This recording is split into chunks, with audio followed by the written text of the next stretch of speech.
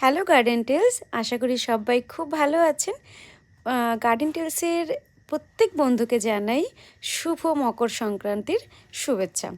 আশা করছি সবাই বাড়িতে পিঠে পুলি পায়েস রান্না করেছেন, আনন্দ করে পরিবারের সঙ্গে খেয়েছেন। আজ আমিও সকাল থেকে বেশ ব্যস্ত ছিলাম। আমার মা যেমন ছোটোবেলায় এই দিনটাতে সারা দিন রান্নাঘরে ব্যস্ত থাকতেন, উনুনে কাঠের উনুনে আগুন জেলে পিঠে বানাতেন। আমি আজকে সব কিছু গ্যাসে করেছি, কিন্তু উনুনটা বানিয়ে এনেছিলাম অনেক দিন আগে। আমার বাড়ির কাজের দিদি আমাকে বানিয়ে দিয়েছিল।